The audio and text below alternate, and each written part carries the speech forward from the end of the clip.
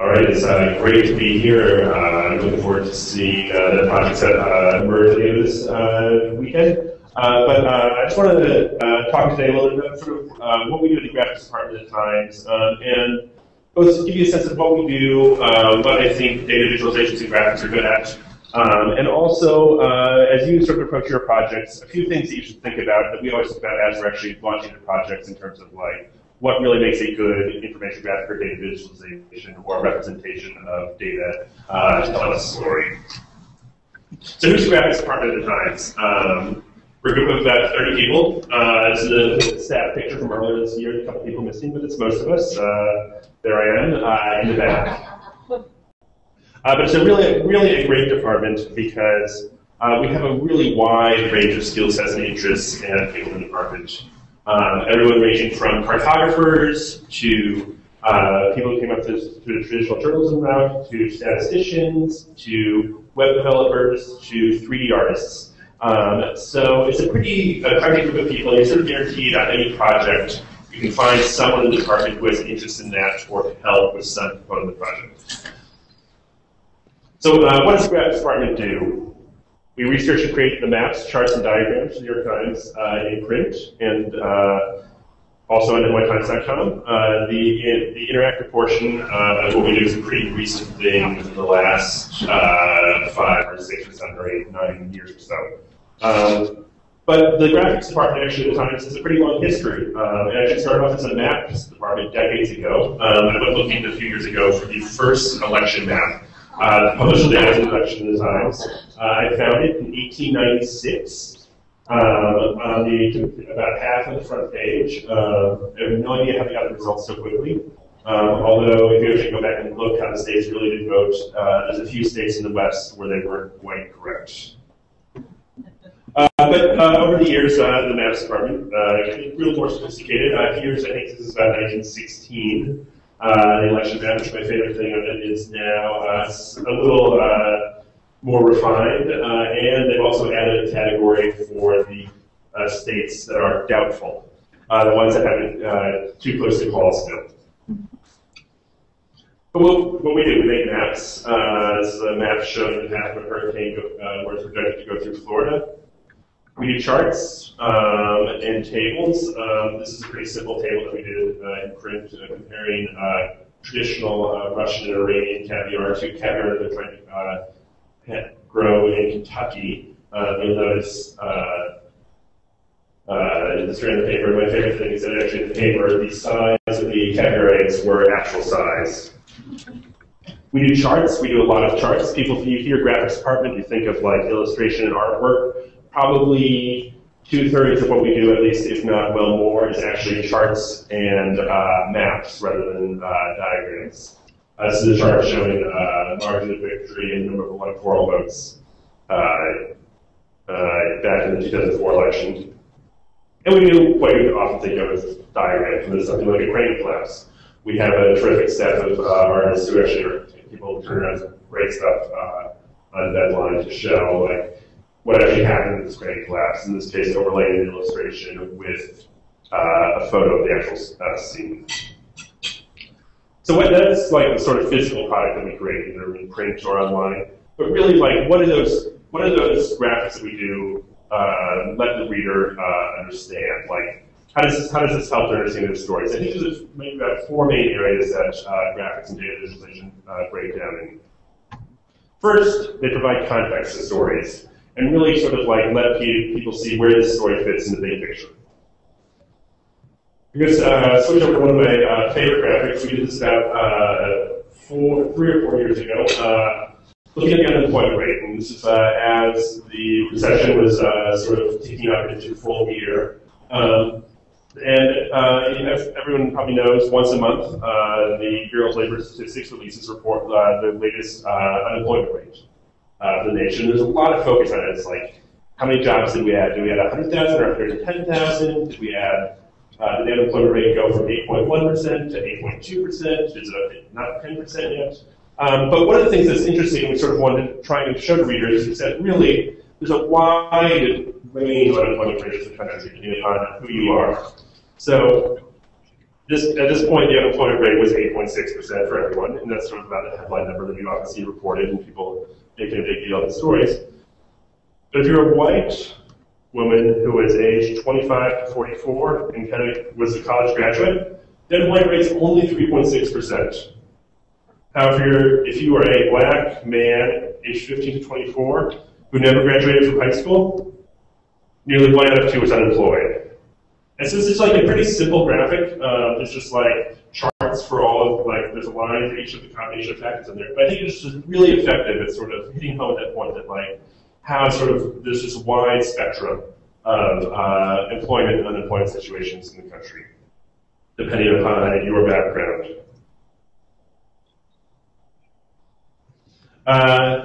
Information graphics are also really great at revealing patterns and showing patterns and letting people see those patterns in a way that's maybe harder to understand in prose. This is a graph I'll talk a little bit more about it later in the presentation, but this is just a graphic we did after the political conventions this year. It's sort of a souped up word cloud that looks at the language that's used by the speakers at the Republican and Democratic convention. And basically, the bigger it is, the more often they use those words, and you'll see each of them is split between red and blue. So the ones that are mostly red are words that were used mostly by Republicans. The ones that were mostly blue were used mostly by Democrats. And just like just a visual way of like letting people sort of understand the patterns of language that were used in the political conventions.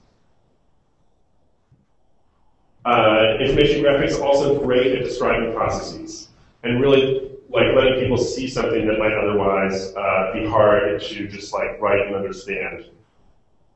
This is a graphic we did.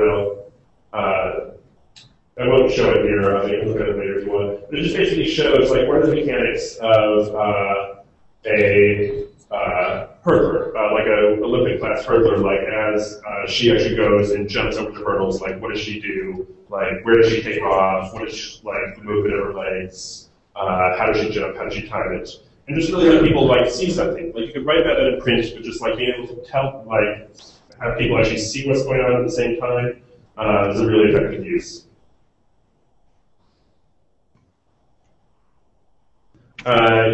Information graphics also great at explaining the geography behind news stories.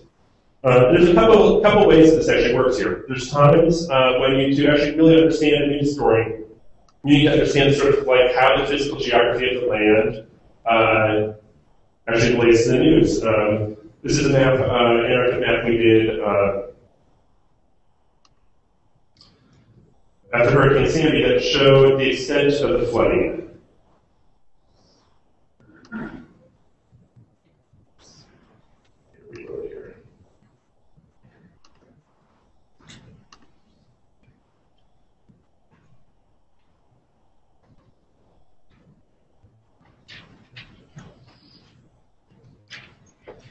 If you zoom in, you can see this is data we got from FEMA that had they'd gone through and measured like how far in all around the city and along the shore how much had been flooded.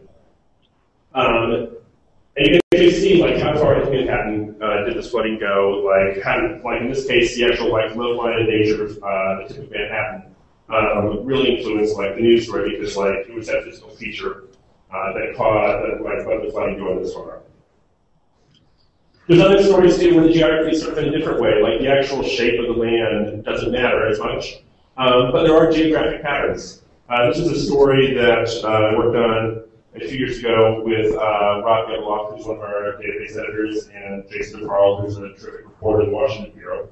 And Jason was interested in like sort of seeing what like how dependent is the country upon food stamps and like sort of where is that dependence? It's sort of becoming one of the safety net programs of last resort.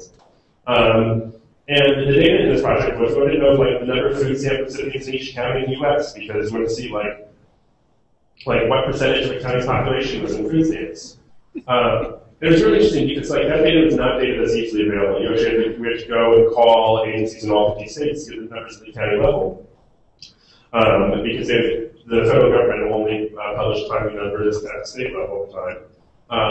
And you actually see places where in Allison County, Kentucky, almost 1 out of every 2 people in the county were just on food stamps. And sort of like, go in and like drill in and see like the geographic patterns in terms of like, here the like rural Kentucky is probably the most dependent on food stamps of any place in the nation.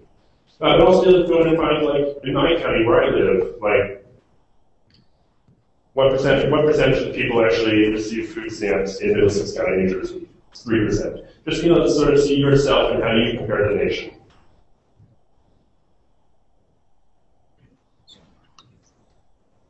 And the final thing I think that graphics really sort of let you do is sort of enable the impossible. That we can, like, through graphics and, like, really take and show people things that they'd otherwise never be able to see.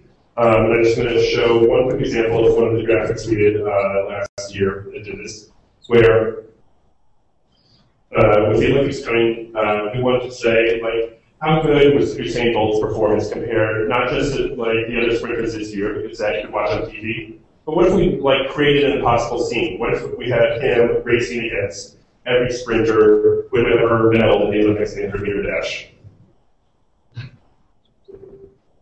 Just how fast was Usain Bolt's gold medal sprint?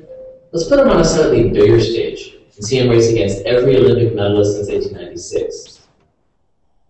This imaginary race, assembled using runners' average speeds, reveals just how much faster sprinters have become. A few lanes over, we see another Usain Bolt, who dominated the field in Beijing in 2008. Almost 10 feet back, Carl Lewis, gold medalist in Seoul in 1988. He won in 1984 too, one of just a handful of sprinters on this track twice. As we go further back in time, we pass more of the fastest sprinters in history. Jim Hines, the first man to break 10 seconds in the Olympics. Jesse Owens, who won 4 gold in Berlin in 1936. Archie Hahn, Milwaukee Meteor, who won 3 events in 1904. And finally, near the end of this track, we have Tom Burt, who won in Athens in 1896. His time, 12 seconds, puts him more than 60 feet behind today's winner. So what can we take away from this picture? For one, a lot of these sprinters are from the US. Although Americans have had a rivalry with British sprinters, and, more recently, Caribbean athletes, nearly half of these runners are Americans. But we can also see the glorious fleeting. Repeat performances are rare. There's been a new winner on the podium in all but 3 Olympics. But to get a little bit more perspective, let's see how some of America's best young sprinters would fit into this group. Here are the fastest kids at the 100-meter dash at different ages, as recorded by the Amateur Athletic Association. Obviously, they're way behind today's athletes, but they're not as far behind as you might expect. America's fastest 8-year-old did the 100-meter dash in 13.5 seconds, which would have put him less than a second off 3rd place in 1896. Not bad for grade school. And the record for 15 to 16-year-olds is a 10.27. Good enough for a bronze as recently as 1980. Still, it's not like those Olympians were slow. Despite more than a century of improvements in nutrition, fitness, footwear, and track surfaces, the difference between today's athletes and the fastest humans of the 19th century? Just about 3 seconds. So I think that's just like a really sort of fun way to just like experience that and really let people see like how does the performance really fit? Like how does it compare? So three keys I think that I like to think are present in any like sort of really good graphic. You have smart content where the content really is like the really appropriate best content that you can have to explain the story you're trying to tell. It's not necessarily the most easily available content. You want to have an engaging form that really sort of either like hooks people by like what it looks like, or the video, or like some aspect that really catches people's eye and like explains something to them. You can do many data-driven pieces as either scatter plots or even just like tables full of numbers. But without that sort of form that like interests people and like gets them. To sort of say, hey, like this is like I understand this now. This is interesting to me. Like this is why it's interesting. Like it's really going to be hard to get people. But you also want to have a clear presentation and make sure that like the way you're visualizing and representing that data is both clear and is a sort of honest portrayal of what you're trying to show. All right, so how can you do it? Number one on the list, report and research. If there's one thing I think that leads to a good graphic more than anything else, it is good reporting to find like what is the best content to explain the story I'm going to tell. And like questions here are like both like what information do you have, but also what information should you have.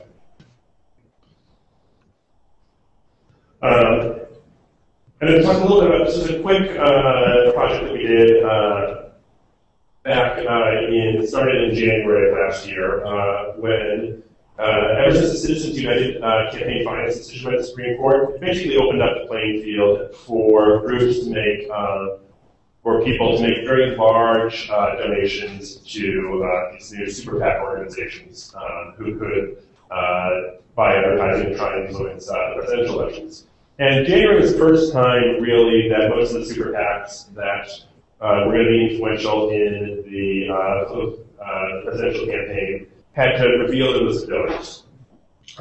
This is about a day and a half long project that we did going into this. And like, as the final deadline was coming up, we said, you know what, we really need to do something that really like lets people see like who's really funding the super PACs. And we weren't really even sure what we were going to get in terms of like, we didn't know were we going to get 10 donors each to the super PACs, and they get like a super PAC that had given like $1 million each, or we get like 5,000 donors who had given anywhere from $5 up to however much.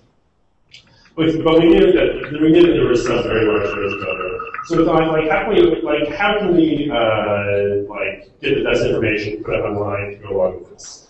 And the good thing about the donations is most of the data is comes from the Federal Election Commission. At this point, we're pretty adept at downloading the electronic filings and picking them apart and using that. But one of the things we wanted to do is like that's certainly easily obtainable data. One of the things we want to do as we're doing this is like say, hey, how can we go beyond that and like really help people understand? Because sometimes when you get with the FEC for the filings, is you get things like you get a name of a person who gave $1 million, and it will list their occupation as like self-employed investor, when really that person may have been a former Bain Capital partner of Romney. So as a result, as we're getting the filings that are coming in throughout the night, they start trickling in early in the afternoon, maybe all the way until midnight. We've had about 3 or 4 people, both in the graphics department and also our campaign finance reporters, who are looking at the filings. And stuff is coming in like, how can we take and sort of flesh out those descriptions of people so that it didn't just say like self-employed investor or like homemaker, but it's really the wife of like Mitt Romney's one of his former partners or something like that. And so as the results came in, we just basically had a spreadsheet that we kept going with like, all right, here's just how the name appears in the FEC and the address and the application, and here's like an actual description of that person that we want to actually put up online and help people understand it more. So just like on every project, you sort of want to think like, all right, there's like some publicly available data from this one agency that would be great to put up online. But can we enhance that with either our own additional reporting or data from another source? We also try in the same line think of things that are not going to be necessarily like most obvious targets to go after, and sort of report out there. One of the things we wanted to do when rumors of Steve Jobs' health started circulating was say, like, you know, we should get something ready for if he does in fact die or leave Apple or serious health problems. And one of our graphics editors, Sean Carter at the San Francisco Bureau, started thinking around it to sort of figure out, like, what's the interesting take on this? The obvious take is, like, you can do Apple stock price over time, you can do, like, a timeline of Apple products, and so, like, is there a more interesting way to sort of get inside Steve Jobs and sort of look at some of this? And one of the interesting things that Sean found as he around is that there were more than 300 patents that Apple had where Steve Jobs' name was listed on them. Like, hey, that's kind of interesting. Like, is that something? Like, maybe that's the way to look at it. It's like through the products his name was listed on. But then we thought, okay, you know, maybe it's a thing where there's like everyone at Apple that file a patent and say, hey, I'll put Steve Jobs on it. One of our reporters in the San Francisco Bureau did a little checking with sources inside Apple and found out no. if Steve Jobs' name was actually listed on a patent, it actually meant that he had actually had some sort of role in the sort of creation of that patent or product. So I think this is a great way just to let people sort of see the wide range of things where he was listed patent of everything from some of the first Apple, this is the Apple III, through iPods, Macs, and then some odd things like the glass staircases at Apple stores, where he was also listed on the patent.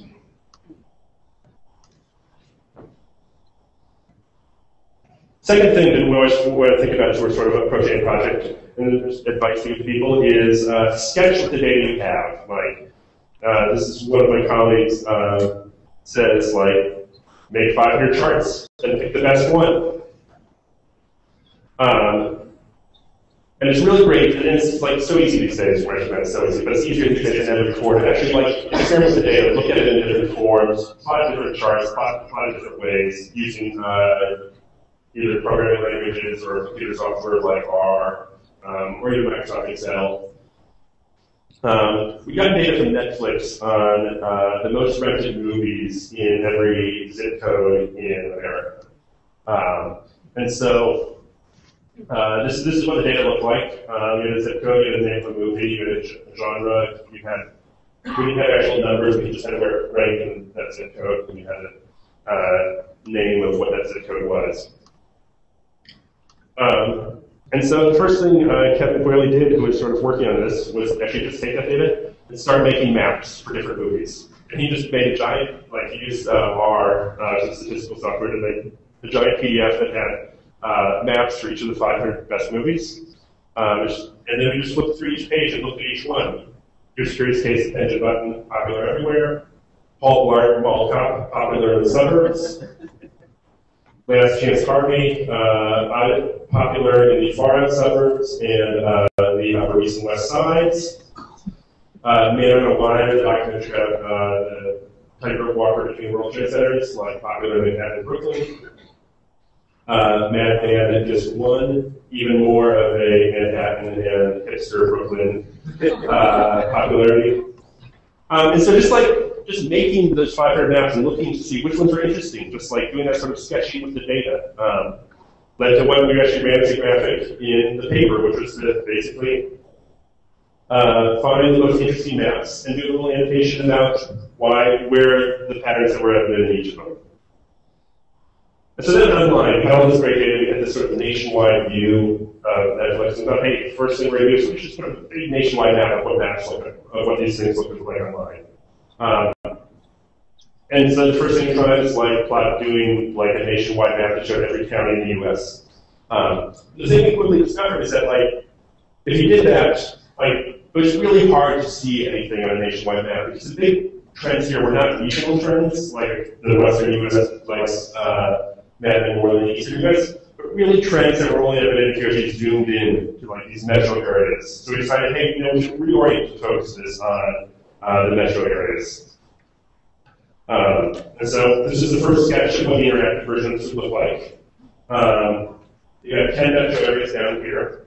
You've got a big map there. We've got a little slider switch between your movies, and you have Paul Blart's little headline description on there.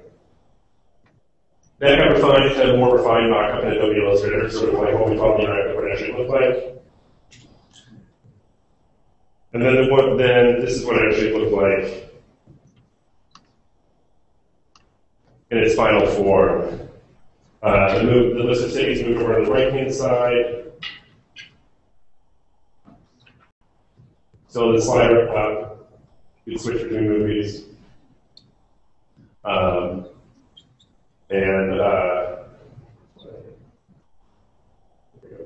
And we also wrapped in a little bit of included descriptions from New York Times movie reviews of the movie and how it was rated on Metacritic.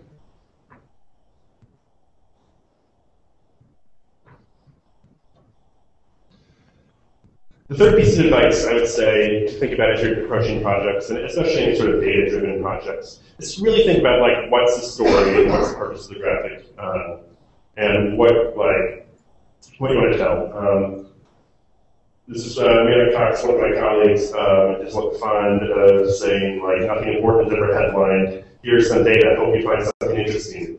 Like, often when you're doing a data project, the initial impulse is like, hey, we've got all this terrific data that we've collected that nobody else has ever had. Let's just put it up all online and say you'll love it as much in love with it as I am. But often, people aren't going to take that same amount of time. They see this data that's up online, they're like, oh, that's interesting, and maybe pump it for a minute or two and then move on. When really there's great stuff in there. But you want to think, how can I really bring that great stuff to the forefront? A couple of years ago, we had gotten data from Major League Baseball that showed the trajectory and coordinates of every single pitch thrown by every pitcher in Major League Baseball. And we did something about Mariano Rivera, who is the Yankees closer and an absolutely amazing pitcher. This is what the data looked like when we got it. Just a big, gigantic XML file.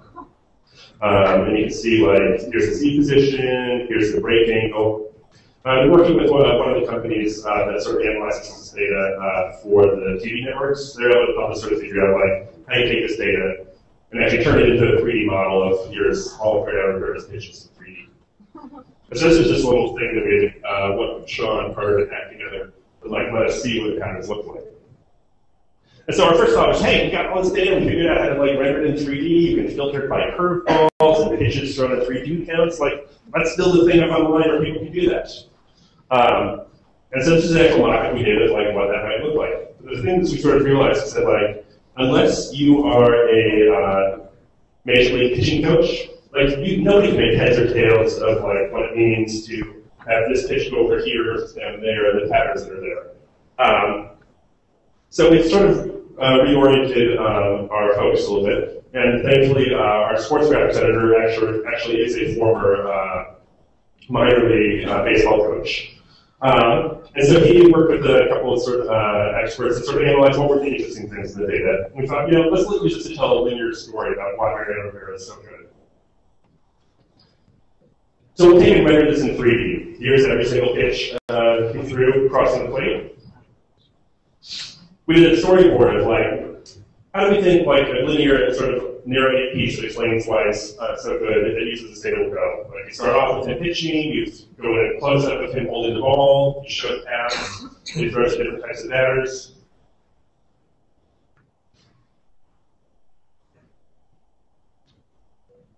And this is the piece that resulted.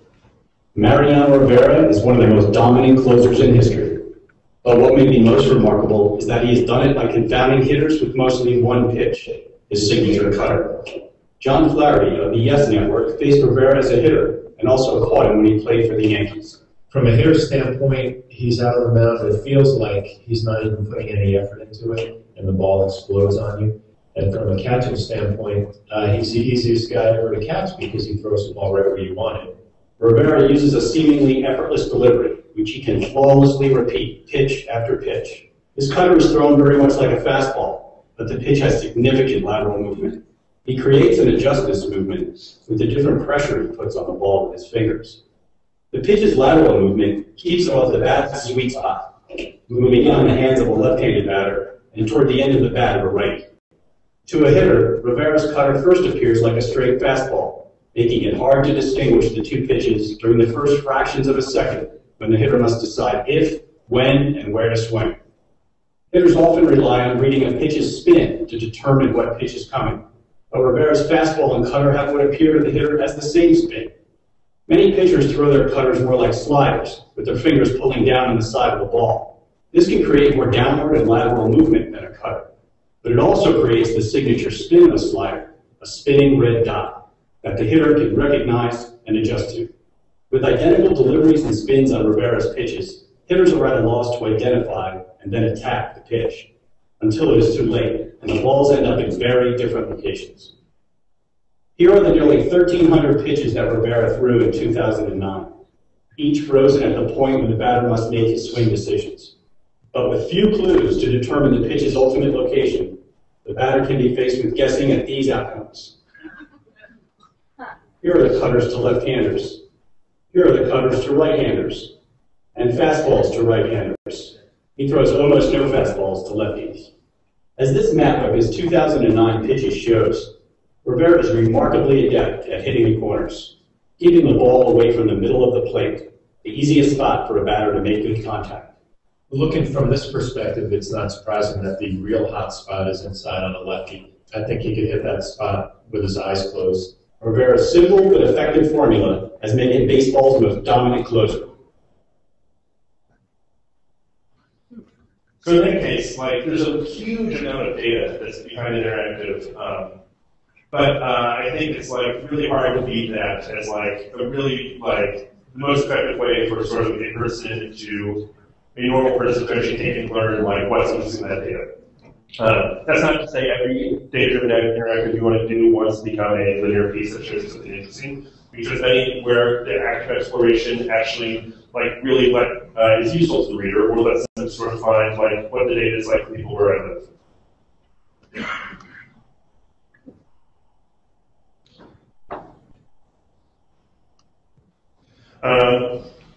The other thing along those lines is sort of always think about like what is the story you're trying to tell? In a sort of more simple way is when it comes to election results. On election night, obviously, we're going to have election results on the website, and the sort of way you traditionally think of it is visualizing something like House election results, like you have a map of every House district in the nation, and you shade it by who won that district or not.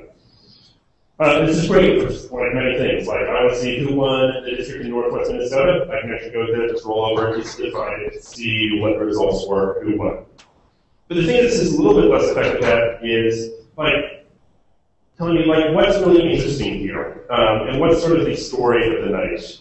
And so as we're designing sort of our election results packages in past years, one of the things about like is there a way to better organize election results that really sort of highlights like the data in a way that shows me like what's the story of the night, how is it expected to go versus what actually happened. And one of the things we did is we said, you know, we did have a view of this where we arranged districts not by something like on a map where they are, or who held them in the past, but like how are they expected to do? And our congressional reporters during the campaign have been basically rating the districts, like which were the seats that we knew were basically the safe seats, like which were the ones that were the Democrats expected to win narrowly, which were the ones that were just tossed up to 2 votes to call. And it was sort of useful for just knowing, like, as the campaign was going on, like, what was the scope of the race.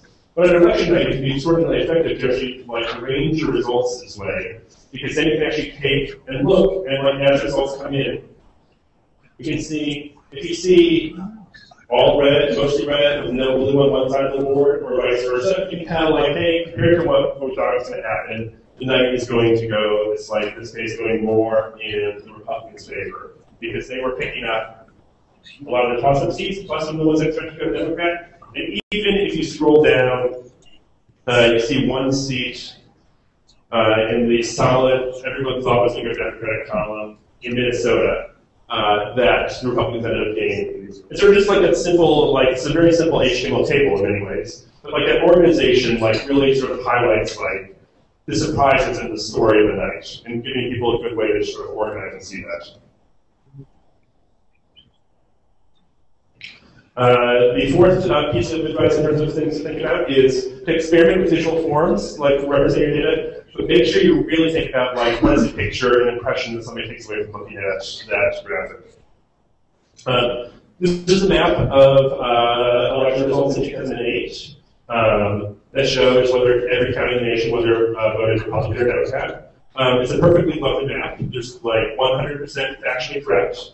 But as the election, like, as you're sort of planning, like, how do we represent election results in the times? Like, one of the things you said, like, you know, is this really the best way that there is to show what the results of the elections were? Because the 2008 popular vote was Obama got 68 million votes, McCain got 59 million votes. So Obama hit by a little bit. But if you actually calculate the square miles of red and blue on this map, you have 2 million square miles of red and less than 1 million square miles of blue. So we thought, you know, given that the vote was like this, is there like a better form for showing election results that's more reflective of the differences or like how the nation actually voted? And so we started looking at different forms of the map. The first thing we did is shaded counties. Like, obviously, a county is not either 100% of voters are Republican or 100% voters are Democratic. So we said, what if we shaded counties by the margin of victory. So that you have counties where it's like solidly, like really heavily Democratic, really heavily Republicans, like dark counties, and counties where it's very close, almost 50-50 like votes. And that helps a bit, because you can sort of see like places where the support is closer and places where there's like very strong support. We still have a problem where out in sort of the western U.S., very unpopulated counties that take a pretty good amount of area, still showing up as solid dark red. There's a professor at the University of Michigan who did a cartogram of the U.S., distorting each county to be the size of its the number of votes cast in that county, which is like a very interesting thing to do, but it's possibly not something that you can publish in the top times. And expect people to say, hey, where's my county? Like, how did it go? We look at doing 3D. Where you can do 3D maps based on the margin of victory in each county, which is also sort of interesting, although you run into a little bit of a problem because you still have a problem where Chicago and Los Angeles have the same margin of victory, which you can see in the height, but because Los Angeles is so much physically bigger, it feels like it's a more imposing presence on the map than Chicago, despite the fact that it should feel about the same. Back in 2004, we looked at actually basically taking that map, the early map of the margin of victory, and whiting out every single area in the nation that had less than 3 people per square mile. And that solves the western U.S. problem, although it still leads to a problem out more in the eastern U.S. because even if you do that, you're never really sort of convey the density of people packed into cities like New York and Chicago with a view like this. So finally, the thing that we decided was sort of the best representation was a map where you did proportional circles to the margin of victory in each county, centered on the county. And a couple of advantages. One is that you really could see, like, you got this sort of true relationship between how much each county counted towards the margin of victory in the overall election on the map. So you sort of, like, you were able to visually sum up the revenue of the map, it would sort of balance out in the correct way. But it's also let me sort of see in some details, some patterns, both at sort of like both the big counties, the medium-sized counties, and sort of it did a pretty good job of representing the whole spectrum of the country. The one place it falls apart is very densely populated East Coast, where there's a lot of overlapping going on. So in the end, because each form has its like pros and cons of what it's conveying, what we actually ended up doing is a combination of several different forms, where the big map that we sort of thought gave the best overall impression was the proportional circles one.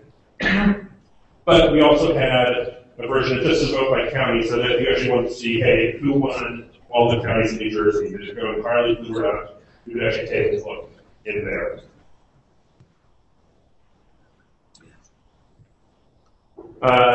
Also, something I was trying to think about is like really, as I said a couple of things before, like you've got data, you've got the story, like you can combine the two, the data and the story are better than the data alone. And so all the expertise you acquire in analyzing data, figuring out how to work with it and put it up online, like you've got that expertise, share it with your readers.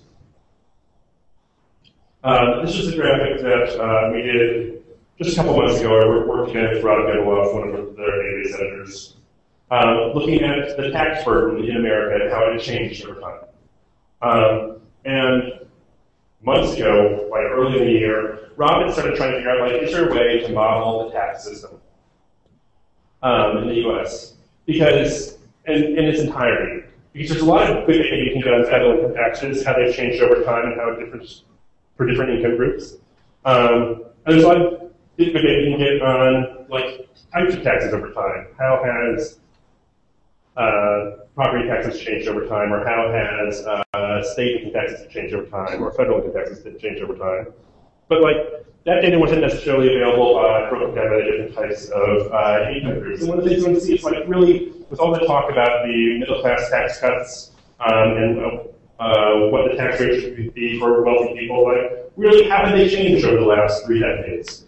And we actually take and show that to readers. Not just federal income tax, because that's sort of an increasingly small percentage of the tax burden these days.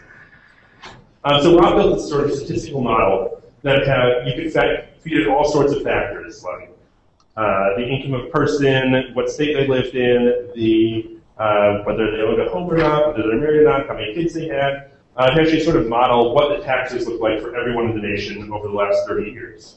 And once again, sort of our first thought was like, hey, we got this amazing model, maybe there's some sort of calculator you can build to let people plug in their numbers, plug in numbers and see what the result was. If I make $75,000, I live in New Jersey, and I own a home, this is what I paid in 1980 versus now.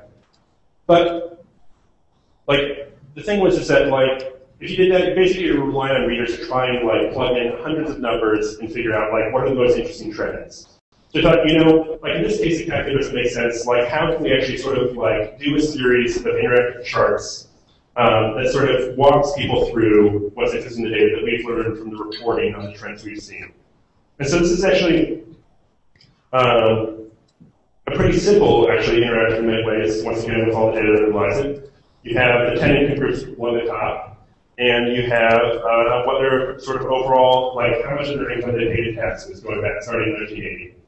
And you sort of see, we walk people through, all right, here's the overall trends. A lot of the U.S. has gone down a little bit, it's fairly flat. But for the highest income, they've seen some of the biggest percentage drops. And then explain to people, why is that? Here's how federal tax rates for all groups have really dropped.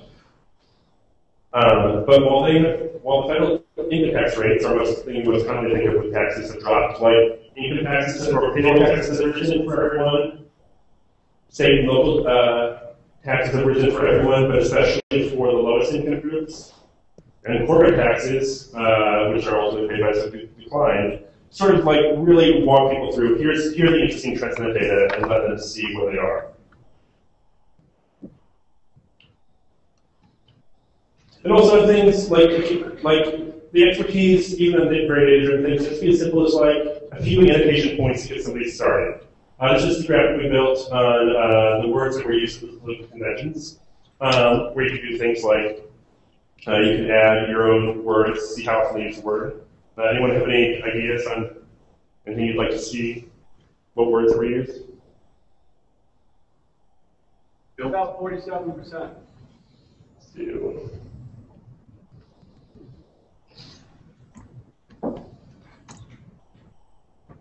I'm not sure how they did the 47. We'll just do Couch. Couch? No, that's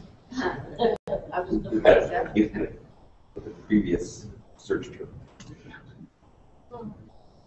But there's percent by itself. So you can explore this, but just to get people started, we added just a simple annotation of here's 4 interesting trends. Or 4 interesting words. The Democrats talk almost exclusively about the auto industry compared to the Republicans, while Republicans were much, much more likely to mention unemployment.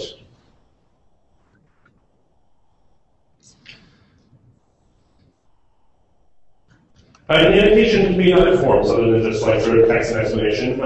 This is a story that Charles Duhigg, one of our reporters, did about a nursing home in Florida that had this very sort of complex ownership structure around it to take and sort of shield it from lawsuits and so forth. And as you can see, it's just a graphic that tried to show the ownership structure right on the front page. It's a perfectly fine graphic. The thing actually where the graphic really, I think, is good is we actually just took in recorded audio of Charles walking people through what that structure was. A group of investors purchased a Tampa nursing home named the Havana Healthcare Center in 2002. It became surrounded by a web of companies that shielded the home's profits from lawsuits. Following the purchase of Havana, Formation Properties leased the nursing home to Florida Healthcare Properties, which in turn subleased it to Tampa Healthcare. Florida Healthcare Properties and a sister company, Seacrest Healthcare, were owned by 4 companies with no assets, offices, or employees. The executives that owned Florida Healthcare and its affiliated companies at the time also worked for a different nursing home company named Centennial Healthcare, which had been purchased 2 years before by the large private equity group, Warburg Pincus. Those. So in this case, it's a fine diagram when you see it by itself, but like when you really sort of add that layer of annotation to it, I think it really becomes like much more interesting. And the final thing I would say to think about as you're doing your project is really like consider the user and like think about what is this visualization telling them? How are they going to use the graphic? How are they going to interact with it? Is the interaction design and the user interface like very clear and show them something in a way? Is the point of the graphic clear? And as I said, like graphics can have many different purposes. A couple of the earlier maps were really designed to let you drill in and say, find like in your zip code and how many, what was the movie rental patterns like, or in a county, how many people were in food stamps. But then there are graphics that are sort of more impressionistic, where you sort of want to like convey like the big picture. This is a bit of random print looking at where people who were displaced by Hurricane Katrina had gone. We got data from FEMA that showed where people were located when they filed disaster relief applications, say that was the zip code of their current address.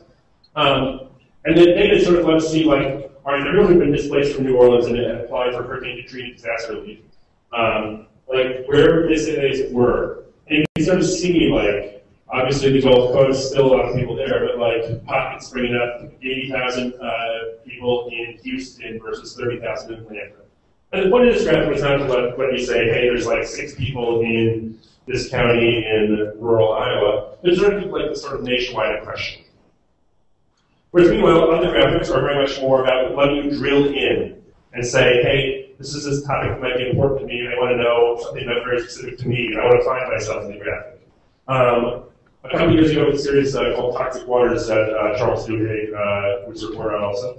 We worked with the Environmental Working Group, who had gathered water quality tests for every water system in America based on occurrence requests and so forth. We thought, like, all right, this is a place where the story's only going to touch on a couple of places, but like, there's all this data out there. It's really hard to get, hard to understand formats from state and local governments. How can we take and sort of organize this data so people can look up their water system and sort of see like both context and patterns?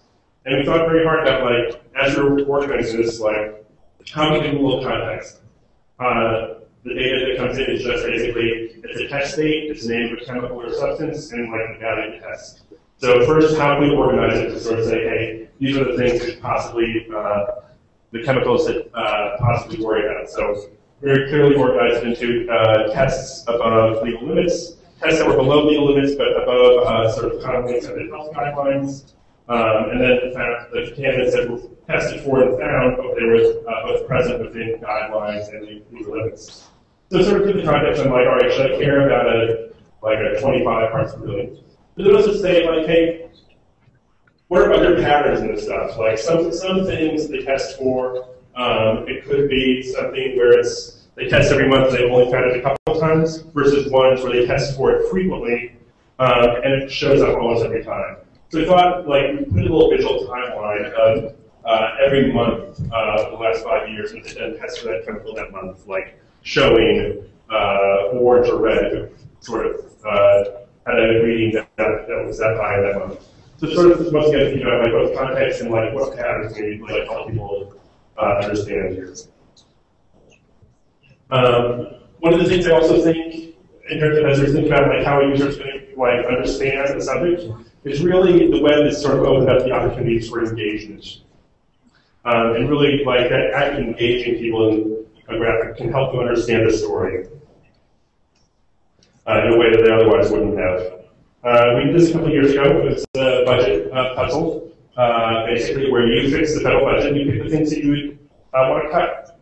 And we've done graphics in the past that basically like that ran the paper that were like, all right, here's how much potential cuts in the budget would be.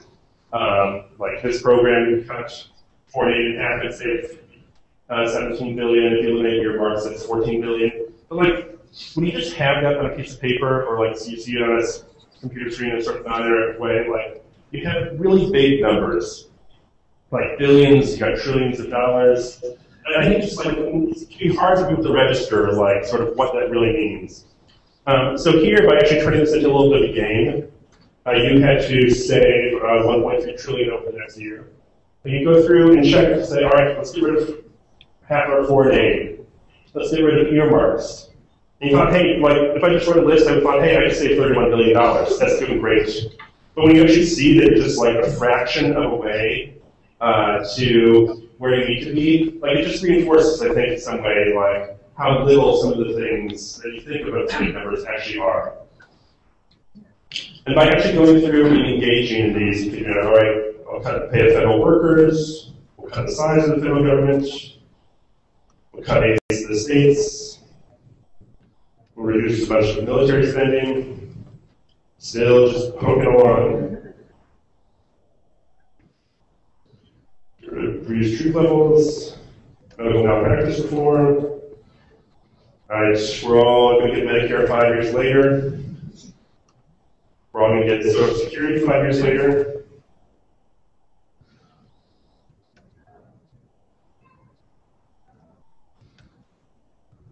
We're going to raise taxes. We're going to raise taxes a lot for everyone. Payroll tax.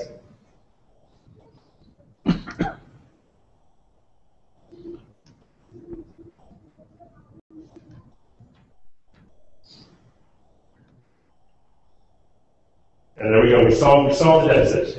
But like that actual act of engaging with it, I think really forces people to think and really about it, the choices that you have to make a little bit more, and also sort of understand the magnitude of those choices as you see that fill in and fill out. This is also one of the first times we did something where, like after you did this, we posted a thing, said, hey, you solved it. Like share your plan on Twitter. And one of the things I actually very much liked about this graphic, but worried slightly about, is that it's a very sort of wonky graphic. Like this is not, there's a lot of budget calculators out there, you just drag a slider, it's like you cut the whole federal budget by 5%, or 10%, and you're done. Or you cut specific departments by a specific percent. But one of the things I very much like about this is like David Leonhardt, who's the Washington Bureau chief now, has spent a tremendous amount of time like researching what are realistic options for actually cutting the budget that wouldn't send, like if you cut the entire federal budget by 50%, like you could solve the deficit like instantly, but you'd send the economy into like the greatest funk ever. So I very much like the fact that we had like this very realistic set of choices on the calculator. I was also worried that like this is going to be a little bit wonky. Who's actually going to do this? Like much less share their plan. Like next thing you know, a couple days later, we've had I think 8,000 readers who have done this and actually taken and shared their plan on Twitter. And so it's just really like sort of gratifying to sort of see people engaging with it, and like so much so that they're actually posting what they did on Twitter. And so these final graphic I'll leave you with in terms of thinking about how users are going to use something or going to understand the subject is this graphic that Amanda Cox did for the 2008 Vancouver Olympics, which I just find to be a delightful graphic and really let me understand something in a way I had never really considered before, which was just how good were the competitors and how close were the finishing times in different events. And she and Steve Glenn, who's our graphics director, had the idea of like, what if we put the Olympic finishing times to sound? We run results tables every year showing the results of all the Olympic events, and like you see things like the winning time on the men's downhill was a minute 54:31, and the next guy was like whatever 600ths of a second behind, and the next guy was like another couple hundreds of a second behind. But it's like hard to necessarily grasp just how close those finishes are to each other. And like the downhill is a very interesting course because it actually takes 2 minutes to ski it, and the skiers aren't skiing against anybody. They're just skiing one at a time, so they have no knowledge of like exactly where somebody was on the course at any given point, like how fast they were combined each other. But so if you took those results and just played it in real time, like a little ding for each time ski finished in real time, here's what you get for the men's downhill. So that little sequence was the top 20 finishers or so in men's downhill, just how close they were together. And like I would never like just sort of the closeness is something that I would never have gotten without sort of just hearing that. And the other thing was that the women's downhill is actually a very different pattern. They're much further apart. And the reason for that was that it was a more challenging course. And that since it's more challenging, it depended more upon the skill of the skier. Whereas since the men's downhill was a little bit less challenging, it depended more on physics than it did actually on the skier's skill. But just sort of that, like, I thought this was a delightful way to really sort of hit home with readers. Like, just how close are the Olympic performers? And that's it. So hopefully that's some things to think about as you launch out upon your projects this weekend.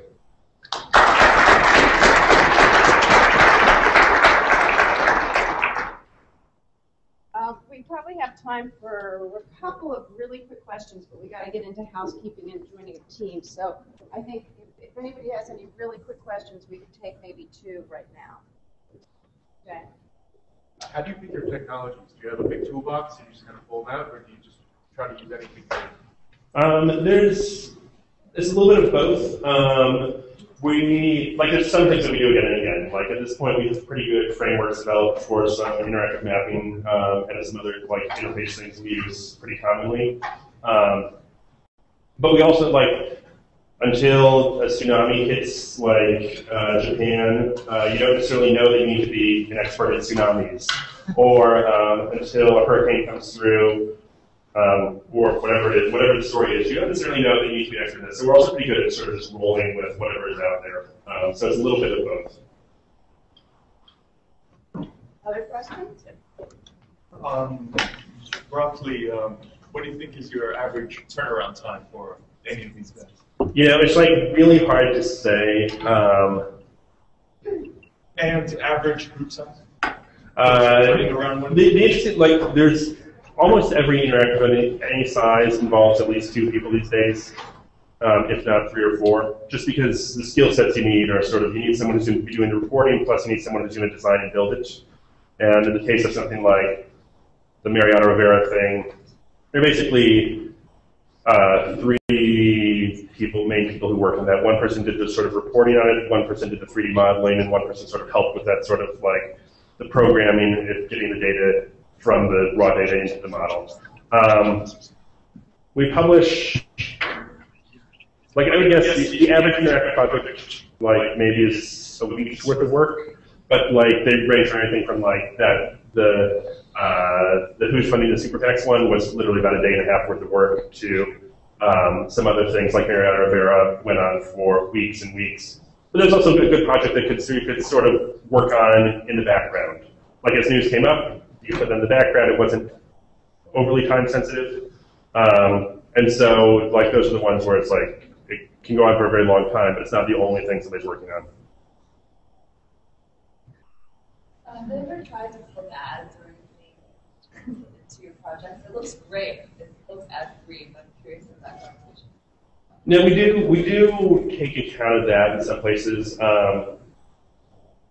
The Times is an incredibly great place to work because we have a great advertising staff who's also very flexible with us in terms of hey, this is a project that really doesn't need we need the whole space for it. We do, it's good to work there. So generally, if we think that a project will be substantially editorially better because we can take the whole width of the browser window, there's no problem with doing that. We do, especially on things like elections and so forth.